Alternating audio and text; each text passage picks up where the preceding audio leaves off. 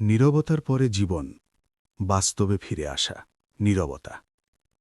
সবাই সেটা চায়, কিন্তু সত্যি কথা বলতে নীরবতার পরে কি হয় সেটা কেউ বলে না। ধ্যান শেষে, ভিডিও শেষ হওয়ার পরে, এই প্রবচন শোনার পর তুমি আবার ট্রাফিকে নামো, অফিসে ঢোকো, পরিবারের কথায় জড়াও। সেখানেই আসল পরীক্ষা। নীরব থাকা সহজ, যখন কিছুই চাই না, কিন্তু নীরবতা ধরে রাখা কঠিন যখন বস বলছে ডেডলাইন কাল, যখন বাড়িতে প্রশ্ন আসে এত চুপচাপ কেন, মুক্তির কথা বলবে না। মুক্তি নিয়ে বাঁচা যায় কিভাবে? ধরো কেউ তোমার সাথে খারাপ ব্যবহার করল, আগে তুমি হয় চুপ করে জমিয়ে রাখতে, না হয় রেগে যেতে। কিন্তু এখন এখন তুমি দেখো রাগ উঠছে, আর তুমি জানো এই রাগটাই আমি নই। তুমি এখনো কাজ করবে, তুমি এখনো দায়িত্ব নেবে, তুমি এখনো ভুল করবে, কিন্তু এবার নিজেকে হারিয়ে নয়। সমাজ বলবে স্ট্রং হও, কিন্তু কেউ বলে না স্ট্রং মানে সব সহ্য করা নয়। স্ট্রং মানে নিজেকে দেখেও নিজেকে না ভাঙা। আমরা কথা বলবো সম্পর্ক নিয়ে, কাজের চাপ নিয়ে, ভয়, তুলনা, ইনসিকিউরিটি নিয়ে, আর সবচেয়ে বেশি নিজের সাথে থাকা নিয়ে। কোনো আদর্শ মানুষ বানাতে নয়, বরং যে মানুষটা তুমি এখন, তার সাথেই শান্তিতে থাকার জন্য। সম্পর্ক, কাছাকাছি থেকেও দূরে থাকা। কখনো খেয়াল করেছ কেউ খুব কাছের হয়েও অজানা রকম দূরে থাকে? একই ঘরে থাকা, একই ফোনে কথা, একই টেবিলে খাওয়া, তবু ভেতরে একটা ফাঁকা জায়গা। আমরা সম্পর্ক বানাই ভালোবাসা দিয়ে না, প্রত্যাশা দিয়ে। তাই প্রত্যাশা ভাঙলেই ভালোবাসা কমে যায়। ধরো তুমি ক্লান্ত, চুপ করে আছো, ওপাশের মানুষটা বলে কি হয়েছে, এমন কেন? আর তুমি জানো বোঝানো যাবে না। সেখান থেকেই দূরত্ব শুরু হয়। সম্পর্কের সমস্যা কথা না বলা নয়, সমস্যা হলো কথা বলার সময় নিজেরটা প্রমাণ করতে যাওয়া। আমরা চাই আমাকে বোঝো, কিন্তু আমরা ভুলে যাই বোঝো মানে নিজের গল্প চাপানো নয়। একবার চেষ্টা করো, শোনার জন্য শোনো, উত্তর দেওয়ার জন্য নয়, সংশোধন করার জন্য নয়, শুধু থাকার জন্য। সব সম্পর্ক টিকবে না, সব মানুষ বদলাবে না, কিন্তু তুমি বদলাতে পারো কিভাবে তুমি সম্পর্কের ভেতরে থাকো। কাছাকাছি থাকা মানে এক হওয়া নয়, কাছাকাছি থাকা মানে আলাদা থেকেও নিরাপদ থাকা। আমরা সম্পর্ক ঠিক করার কথা বলছি না, আমরা কথা বলছি সম্পর্কে নিজেকে না হারানোর। এই কথাগুলো যদি তোমার কোনো সম্পর্কের সাথে মিলে যায়, তাহলে বুঝে নিও তুমি একা নও। কাজ ব্যস্ততা নয়, অচেতনতা। আমরা সবাই কাজ করি, কেউ অফিসে, কেউ বাড়িতে, কেউ নিজের জন্য, কেউ অন্যের জন্য। কিন্তু প্রশ্নটা হলো, আমরা কাজ করছি নাকি কাজের ভেতরে হারিয়ে যাচ্ছি? সকালে ঘুম ভাঙে অ্যালার্মে, চোখ খোলার আগেই মাথার ভেতরে শুরু হয়ে যায় তালিকা, মেল, মিটিং, দায়িত্ব, টার্গেট। শরীর বিছানা ছাড়ে, মন আগেই অফিসে পৌঁছে যায়। এই ব্যস্ততাকে আমরা বলি লাইফ চলছে, কিন্তু সত্যিই কি তাই? একবার খেয়াল করো তো, দিনভর এত কাজের পরেও কেন মনে হয় আজকের দিনটা যেন ঠিক বাঁচা হলো না? কেন ক্লান্তি শুধু শরীরে নয়, মনের ভেতরেও জমে? সমস্যা কাজ নয়, সমস্যা কাজের ভেতরে নিজেকে না পাওয়া। আমাদের শেখানো হয়েছে কাজে মন দাও, কিন্তু কেউ শেখায়নি কাজের মাঝেও নিজের সাথে থাকা যায়। ধরো তুমি একটা মেল লিখছ, শরীর কিবোর্ডে কিন্তু মাথা ভবিষ্যতে। এটা ঠিক হলো তো? বস কি ভাববে? আরও ভালো করা যেত। এইখানেই ক্লান্তি। কাজ তখন আর কাজ থাকে না, কাজ হয়ে যায় নিজেকে প্রমাণ করার লড়াই। আমরা ভাবি আরেকটু করলে শান্তি আসবে, আরেকটু অর্জন করলে, আরেকটু স্বীকৃতি পেলে, কিন্তু আর একটু কখনো শেষ হয় না। এই কথাগুলো তোমাকে কাজ ছাড়তে বলছে না। এই কথাগুলো বলছে কাজ করতে গিয়ে নিজেকে ছেড়ে দিও না। একটু আলাদা করে দেখো, কাজ হচ্ছে আর তুমি সেটা দেখছ। এই দেখা থাকলেই কাজ হালকা হয়। তুমি একই কাজ করবে, একই সময়, একই দায়িত্ব, কিন্তু ভেতরে আর ভাঙচুর হবে না। সমাজ বলবে বিজি থাকা মানেই ইম্পর্ট্যান্ট, কিন্তু তুমি জানবে অচেতন ব্যস্ততা মানেই জীবন মিস করা। সত্যিকারের দক্ষতা আরও কাজ করা নয়, সত্যিকারের দক্ষতা হল কাজের মাঝেও নিজেকে না হারানো। সাফল্য ও ব্যর্থতা সমাজের চোখ, তোমার নয়। আমরা যখন ছোট ছিলাম তখন প্রশ্নটা ছিল, তুমি কি হতে চাও? বড় হতে হতে প্রশ্নটা বদলে গেল, তুমি কতটা সফল? কিন্তু কেউ কোনোদিন জিজ্ঞেস করল না, এই সাফল্যটা আসলে কার চোখে? একটা চাকরি পেলে মানুষ অভিনন্দন জানায়, একটা বছর কাজ না করলে একই মানুষ উদ্বিগ্ন হয়ে পড়ে। তুমি বদলাওনি, তোমার মন বদলায়নি, কিন্তু চোখ বদলে গেছে, যে চোখে তোমাকে দেখা হচ্ছে। সমাজ সাফল্য মাপে দৃশ্যমান জিনিসে, বেতন, পদ, গাড়ি, ফলোয়ার, আর ব্যর্থতা মাপে যা দেখানো যায় না, নীরব সময়, প্রশ্ন, থেমে থাকা। ধরো তুমি থেমেছ, কারণ তুমি আর আগের মতো চলতে পারছ না। ভেতরে কোথাও শব্দ করছে একটা প্রশ্ন, আমি ঠিক পথে আছি তো? এই থামাটাকে সমাজ বলে ব্যর্থতা, কিন্তু সত্যি কি তাই? গাছও থামে, শীতের সময় পাতা ঝরা হয়, কিন্তু কেউ বলে না গাছ ব্যর্থ। সমস্যা হল আমরা নিজের চোখে নয়, সমাজের চোখে নিজেকে দেখতে শিখে গেছি। একজন মানুষ দিনে দিনে ভেঙে পড়ছে, কিন্তু বাইরে থেকে তাকে বলা হচ্ছে, তুমি তো ভালোই আছো। আর একজন মানুষ ভেতরে শান্ত, কিন্তু বাইরে থেকে প্রশ্ন, তুমি কিছু করছো না কেন? এই দ্বন্দ্বেই জন্ম নেয় অদৃশ্য ক্লান্তি। তুমি কি খেয়াল করেছ, সাফল্য যত বাড়ে ভয় তত বাড়ে? কারণ হারানোর ভয় সফল মানুষই বেশি পায়। আর ব্যর্থ বলে যাকে বলা হয়, তার ভেতরে মাঝে মাঝে একটা অদ্ভুত ধরনের হালকা ভাব থাকে, কারণ হারানোর মতো কিছু নেই। এই কথাগুলো তোমাকে সফল হতে মানা করছে না। এই কথাগুলো শুধু প্রশ্ন করছে, এই সাফল্যটা তোমার নাকি সমাজের? যদি আজ তুমি নিজের মতো করে বাছো, সম্ভবত সমাজ খুশি হবে না, কিন্তু বহুদিন পর তুমি নিঃশ্বাস নেবে। এই কথাগুলো এখানেই শেষ নয়, এটা একটা আয়না। তুমি তুলনা আত্মবিশ্বাসের নীরব শত্রু। আমরা জানি তুলনা ঠিক নয়, তবু আমরা তুলনা করি। ফোন খুললেই কারো সাফল্য, কারো ভ্রমণ, কারো হাসি, আর অজান্তেই নিজের জীবনটা ছোট হয়ে যায়। মজার ব্যাপার হলো, আমরা নিজের ভেতরের দিন তুলনা করি অন্যের বাইরের মুহূর্তের সাথে। এই তুলনায় হারটাই স্বাভাবিক।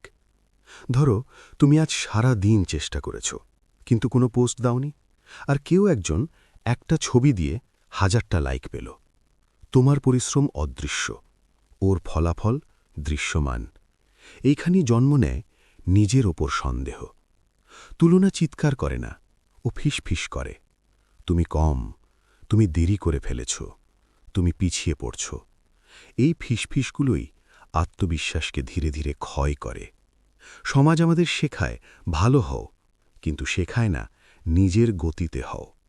একটা ফুল গোলাপ না হলে ব্যর্থ হয় না, একটা গাছ অন্য গাছের মতো না হলে কম মূল্যবান হয় না, কিন্তু মানুষ নিজেকে মাপে অন্য মানুষের মতো।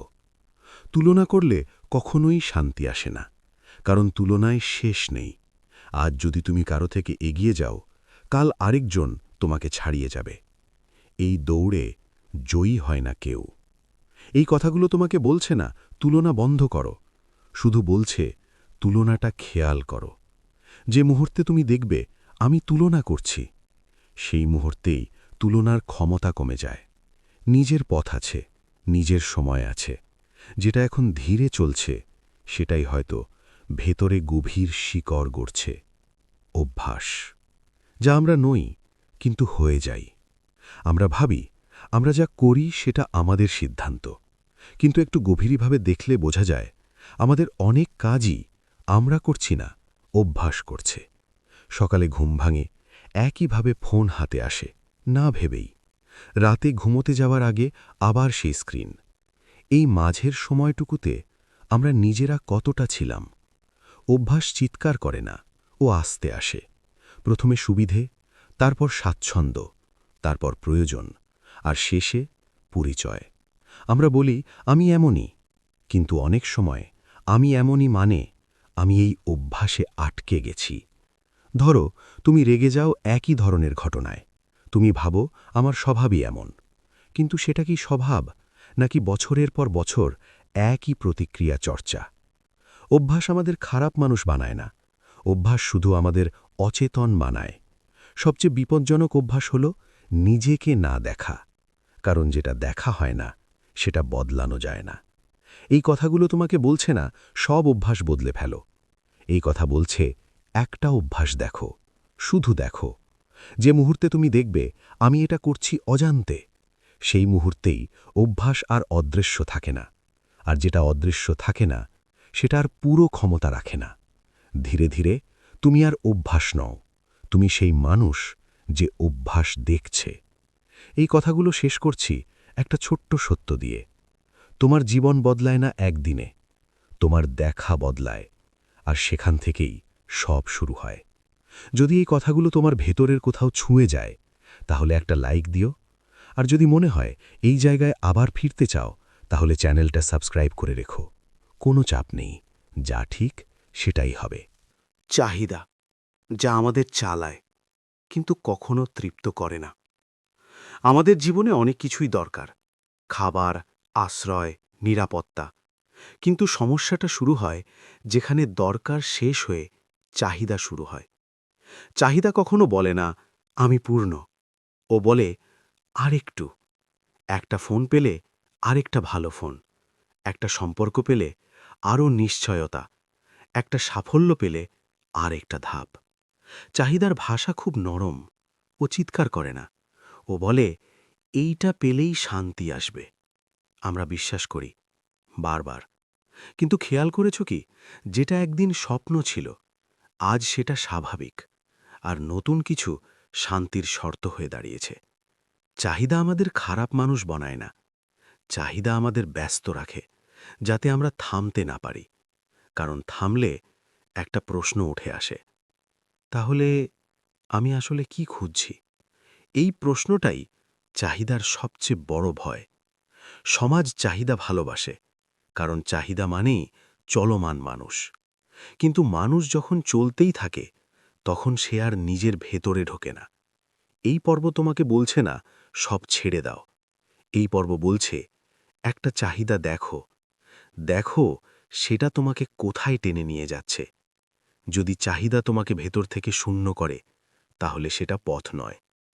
কিছু চাহিদা আছে যেগুলো পূরণ করলে আরও চাহিদা বাড়ে, আর কিছু আছে যেগুলো দেখলে আপনিই পড়ে যায়। একটা সহজ সত্য, তৃপ্তি আসে না আরও পাওয়ায়, তৃপ্তি আসে দেখায়। আসক্তি। আসক্তি মানেই মাদক বা খারাপ অভ্যেস, এটা আমরা ভেবে নিয়েছি। কিন্তু আসক্তি এর চেয়েও নীরব। যে জিনিসটা ছাড়া তুমি নিজেকে অসম্পূর্ণ ভাবো, সেটাই আসক্তি। ধরো তুমি ফোনটা পাশে না থাকলে একটু অস্থির বোধ করো, বা কেউ তোমাকে প্রশংসা না করলে মনটা হালকা হয়ে যায়, বা কাজ না থাকলে নিজেকে অপ্রয়োজনীয় লাগে।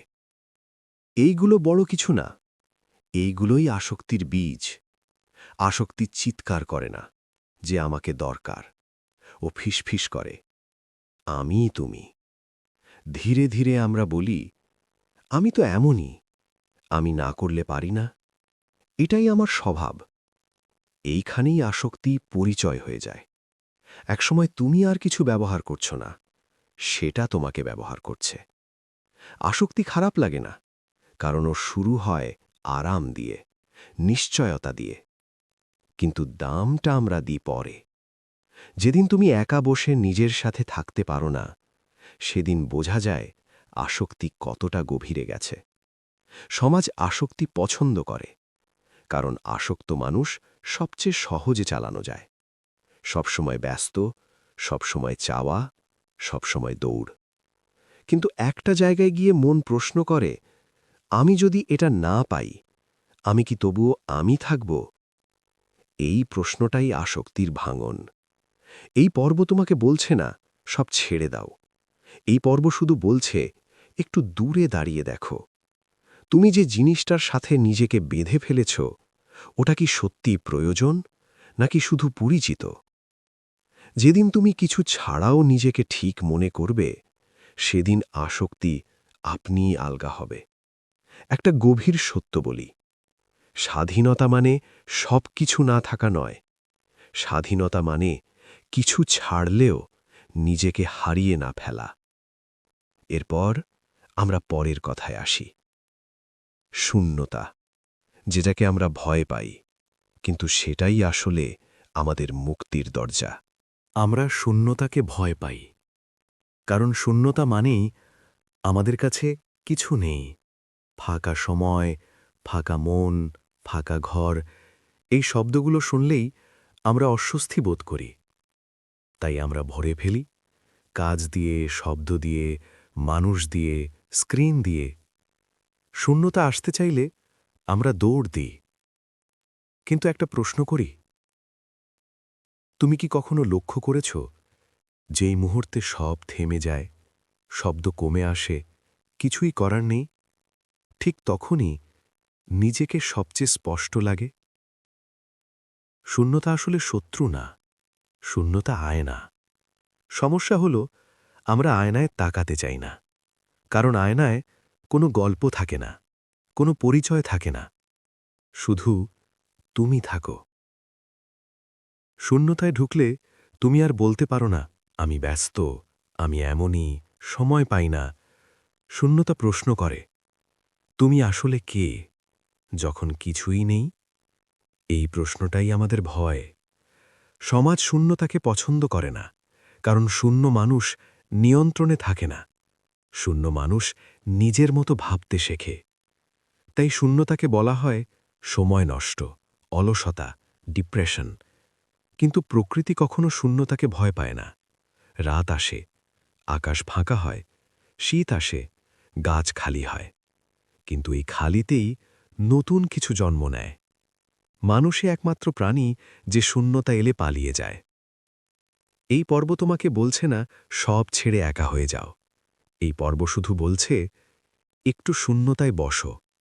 শুরুতে অস্বস্তি হবে, মনে হবে কিছু একটা করার দরকার। কিন্তু একটু থাকলে দেখবে শূন্যতা ভাঙছে না, তুমি ভাঙছ না, বরং ধীরে ধীরে একটা অদ্ভুত শান্তি আসে, যেখানে কিছু প্রমাণ করতে হয় না। একটা গভীর সত্য কথা, শূন্যতা মানে কিছু না থাকা নয়। শূন্যতা মানে অপ্রয়োজনীয় সব কিছু ঝরে পড়া। একাকিত্ব একা থাকা নয়, নিজেকে খুঁজে পাওয়া। শুরু করার আগে শুধু এইটুকু বলি, যদি এই কথাগুলো তোমার ভেতরের শব্দগুলোকে একটু ধীরে করে, একটু হালকা করে, তাহলে এই চ্যানেলটা তোমার নিজের কাউকে শেয়ার করো। হয়তো আজ ও একা বসে এই কথাগুলোই খুঁজছিল। আমরা একাকিত্বকে ভয় পাই, কারণ ছোটবেলা থেকেই আমাদের শেখানো হয়েছে একা মানেই দুর্বল, একা মানেই কিছু একটা ভুল। তাই আমরা ভিড় খুঁজি, মানুষে ভরা ঘর, নোটিফিকেশনে ভরা ফোন, শব্দে ভরা দিন। কিন্তু খেয়াল করেছ কি, এই ভিড়ের মাঝেও মাঝে মাঝে ভেতরে ভেতরে কতটা ফাঁকা লাগে? এটা একাকিত্ব নয়, এটা হলো নিজের থেকে দূরে থাকা। একাকিত্ব আসলে একজন মানুষকে একা করে না, একাকিত্ব মানুষকে নিজের কাছে আনে। কিন্তু এই কাছে আসাটা সহজ নয়, কারণ এখানে কেউ বাহবা দেয় না, কেউ গল্প শোনায় না। এখানে শুধু তুমি থাকো, তোমার প্রশ্ন, তোমার ভয়, তোমার অসম্পূর্ণতা। সমাজ একাকিত্ব পছন্দ করে না, কারণ যে মানুষ নিজের সাথে থাকতে পারে, সে আর ভিড়ের উপর নির্ভর করে না। একাকিত্বে বসলে তুমি বুঝতে শুরু করো, আমি কে, আমি কি চাই আর কি চাই না। এই বোঝাটাই সবচেয়ে বিপজ্জনক, কারণ তখন তুমি সবাইয়ের মতো থাকতে চাও না। এই পর্ব তোমাকে বলছে না সবাইকে ছেড়ে দাও, এই পর্ব শুধু বলছে নিজেকে ছেড়ে দিও না। দিনে কিছু সময় নিজের সাথে বসো, কোনো স্ক্রিন ছাড়া, কোনো প্রমাণ ছাড়াই। শুরুতে অস্বস্তি হবে, মনে হবে আমি একা হয়ে যাচ্ছি, কিন্তু একটু থাকলে একটা অদ্ভুত সত্য ধরা দেবে, তুমি একা নও, তুমি নিজের সাথে আছো। একটা নীরব সত্য কথা, একাকিত্ব মানে কারোর না থাকা নয়, একাকিত্ব মানে নিজের সাথে থাকার সাহস। এই সাহসটাই তোমাকে ধীরে ধীরে মুক্ত করে।